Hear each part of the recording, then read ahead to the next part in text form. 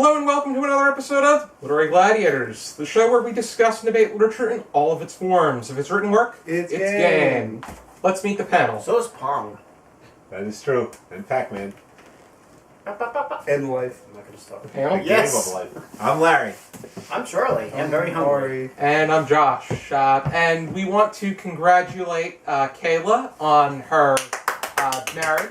Kayla was not able to make it to this particular discussion because her and her new her new beau, Brian, who was on the Killing Joke discussion, they're on their honeymoon. They went to some tropical island, which I believe that the Toilet Fest was being held at that on that particular island. Why are you looking at me? The spring version of.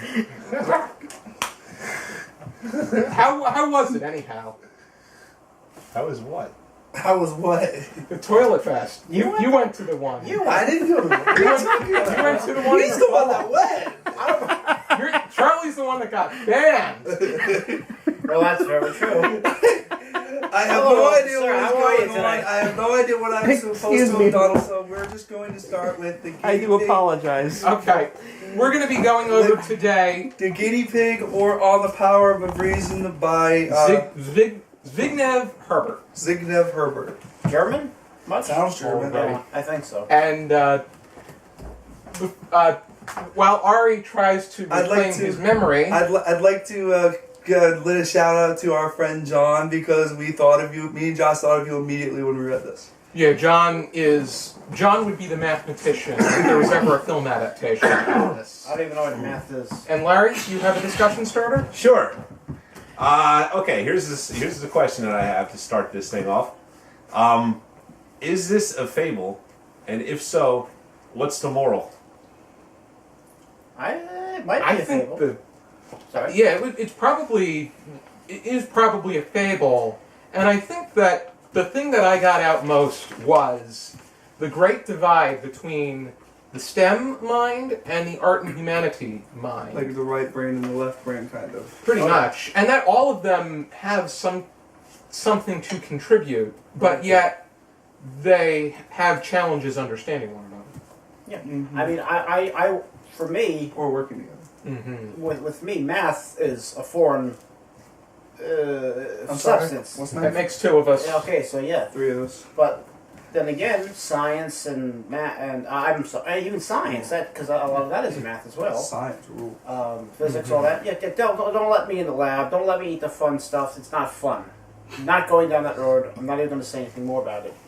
But with the arts and humanities, they maybe even sometimes the social sciences, that's what, and I think you're science, right?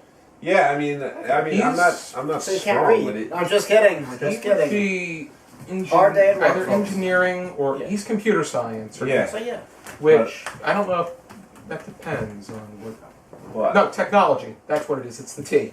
Yeah. I should know these things. Oh, it's computer science.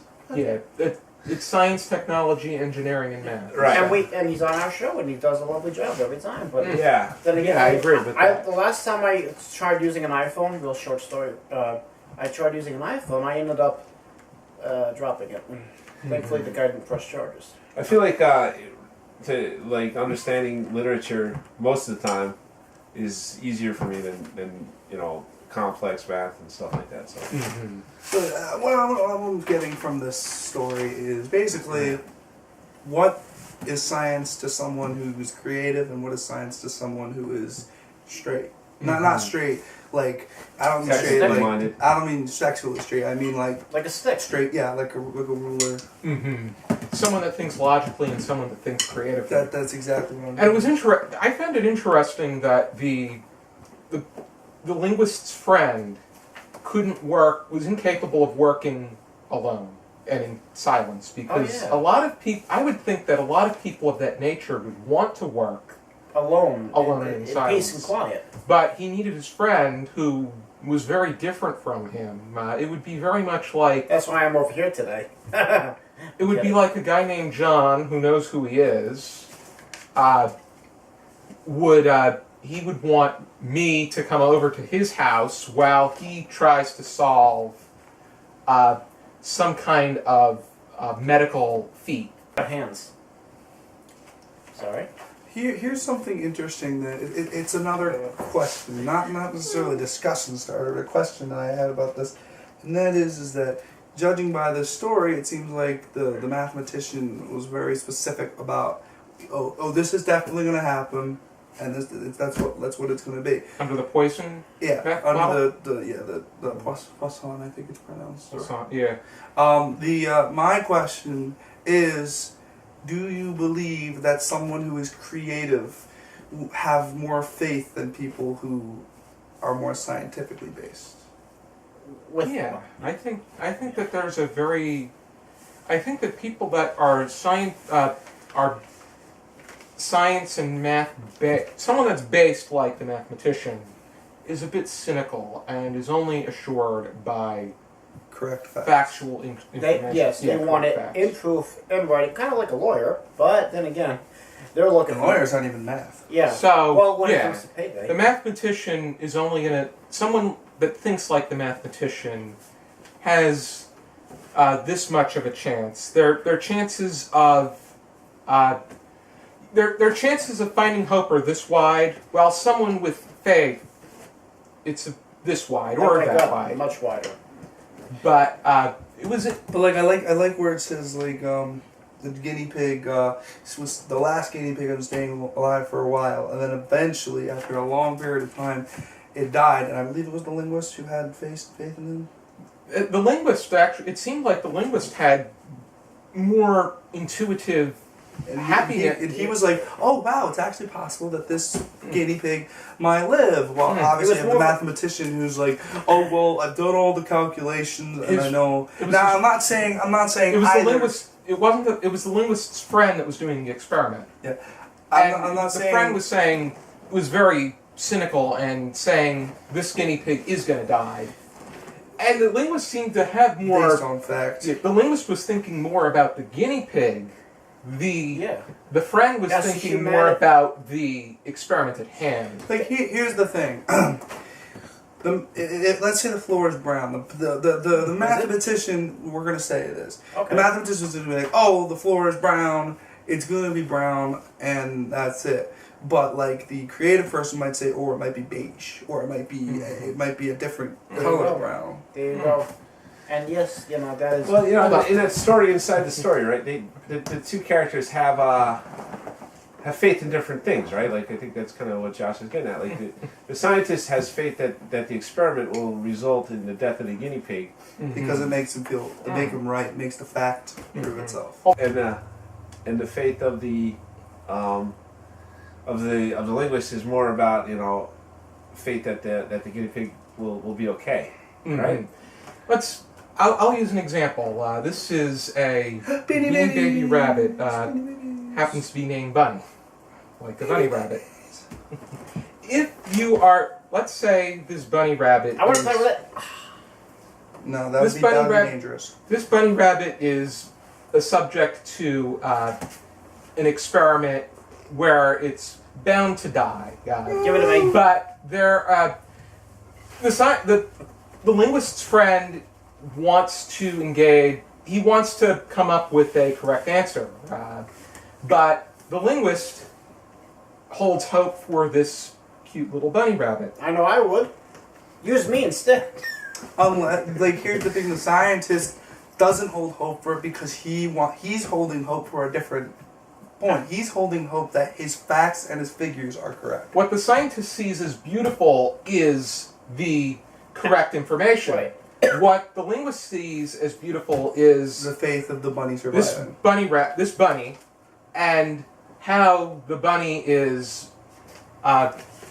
If the bunny is able to survive this experiment, he has no idea about the friend's details. And here's the thing: if this is an experiment that could benefit others, having the information be correct can be beneficial to others in the future.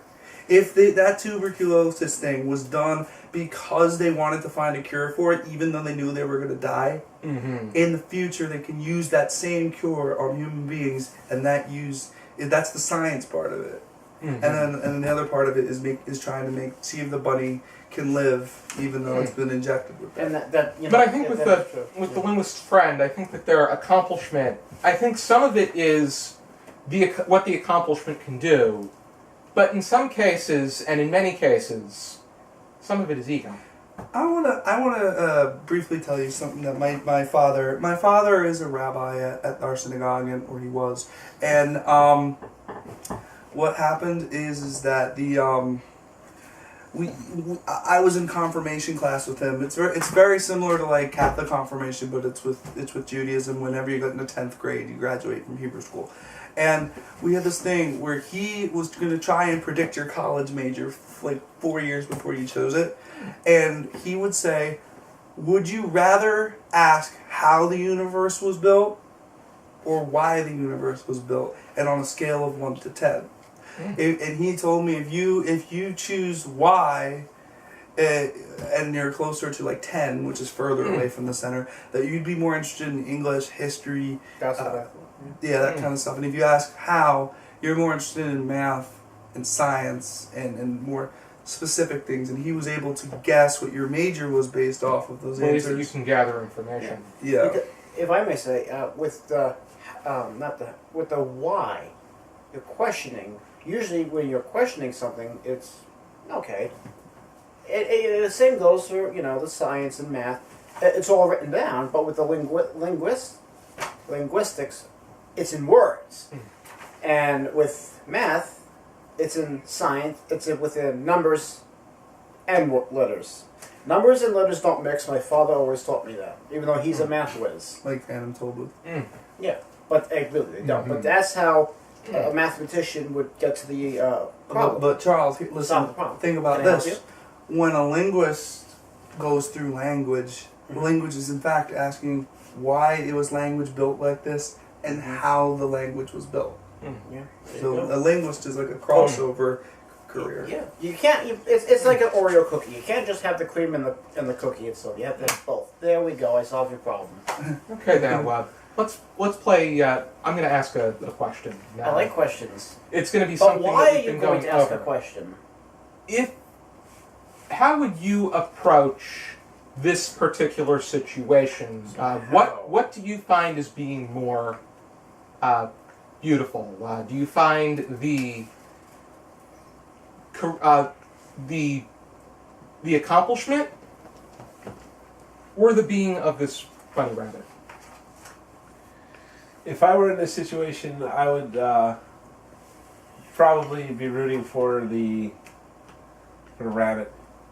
Okay. And the reason for that is because there's kind of a arrogance that comes along with scientific thinking sometimes that it just strikes me wrong. I just love it when the scientific theory is shown to be wrong or questioned or flawed in some way, as opposed to never being questioned and assume that it's correct. I like the part of science where theories die. Charles? I'm rooting for the bunny rabbit. Because and a lot of, and if we go even today, a lot of products like shampoos are tested on animals, and some medicines. This was a medicine. And So they put some products in animals as well. Yeah. Which I'm against. Yeah, I'm against that as well. And They do it with beetles too. Yeah, and I read a survey. It's probably false, probably fake. I go through Snopes and all that, and if I can't find it there, I dismiss it. That's how I go sometimes.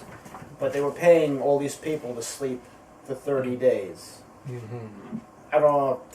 What's the catch? And how are you going to sleep for 30 days? I don't mean to be going off on a tangent. I apologize. But how can you possibly sleep for 30 days, and why? And what's the catch? So you're going at it both ways. So it depends. You're right. It does. If the situation is that basically these animals have to die, but it benefits the rest of mankind in some way, if it's an experiment that could come up with a cure for tuberculosis, that was terrible. Tuberculosis. TB. Basically, I am pro 6 guinea pigs dying for the sake of the human race. If the guinea pigs are dying just because it's just an experiment to see how long they can live until they die, then obviously I'm going to side with the little bunny rabbit here. I like Whose name, by the way, is Bunny. Remember that, there'll be a quiz. Ah, shoot! But the thing is that I believe that if there's a purpose behind it, that the accomplishment is more important. But if it's just to see, how long is this bunny gonna live? Yeah, that's an accomplishment, but it's not one that's gonna benefit people in the long run, except to get facts and figures. I would say that I'm completely in line with you, Ari, but I feel based off of emotional instinct, in this particular situation, I feel that I would be rooting for the guinea pigs. The guinea pigs definitely lasting for seeing that the guinea pig survives would be the best. In any case, I'm rooting for the guinea pig. I'm just saying, but I will feel less upset about it if I know it's going to benefit. That's like Henrietta Lacks, who had ovarian cancer, and they took. It's like Hanukkah. Yeah, they took They took cancer cells away from her, and they were able to. They were able to discover so much that greatly benefited from it greatly benefited humanity as a whole, though the action, it was done without the permission of her family. Kind of the situation, it's kind of like Hanukkah. They only expect the oil to last one day, but it lasted 8 days. And they have a whole holiday named after it. And you got a cookie every day. Something. I'm Catholic, so I won't know too much. We have any final thoughts? He has Oreos. That doesn't shock me in the least. Well, like I just got here 5 minutes ago. I thought it was a very interesting short story. The way it was hard to tell when the flashbacks were and when they weren't. That was the only thing I had an issue with. But that I didn't have as much of an issue. I generally think that the conversation we had during this discussion was much more interesting than the story itself.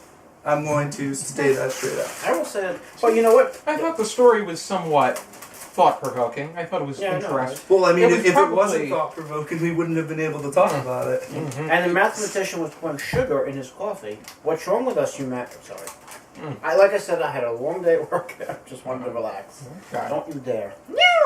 Larry? No, I'm good. Okay. You can find this particular piece in Zbigniew Herbert's collected prose, which Herbert's known more for his poetry, but he does have this prose collection, and I found it at Labyrinth Books on the bargain racks outside. So, What school is this? What do you mean? What school? Like what literary school? It's Polish literature. Oh, he's Polish. It's Polish. Yeah, it's. I'd have to look And speaking of into. Polish, make sure to check out our Mouse and Mouse 2 discussions. Got that? You know what I We've mean? gone over. It's not naturalism. It's not romanticism. Not It's, that. you know what it is? Modern. It's. I don't know if you can call it postmodernism, but. Well, that's one of the pros I never thought about it. particular. I didn't think about particular. What genre I would place it in. It would be. I would say it is a bit. I would say it's naturalism and some postmodernism, but it doesn't. Really, it has upfront elements to it. It's actually come to think of it, it's the way that you perceive it. I think all of it is the way that you perceive it. I think that the STEM person is going to see it logically, while the more creative mind is going to look at the elements like the others had, how the guy had so much faith in the situation, or sympathy for the guinea pig, or Bunny. as we have a bunny. Bunny. So that's kind of a postmodern. Bunny, idea. baby. Yeah, no, it's It's a, gorgeous. it's a money bunny beat. Yeah, he wrote between this. Yeah, 1956 was more. It was postmodernism was Darn it, you stole my blossoming, idea. but he was from Poland, so Not Paris. no. Oh, he had an interest in Paris. Yeah. Suspect. No, he had an interest in. Excuse me. No, he had an interest in all things Dutch. Ah. So there was a bit of a difference there. Yeah. Dutch Alrighty good. then. Be sure to join us next time for another episode of Literary Gladiators. For now, keep reading. Keep reading. Okay, Charlie, you can play with it. Just don't damage it in any way and don't put it in your pants. This face is now available on national television.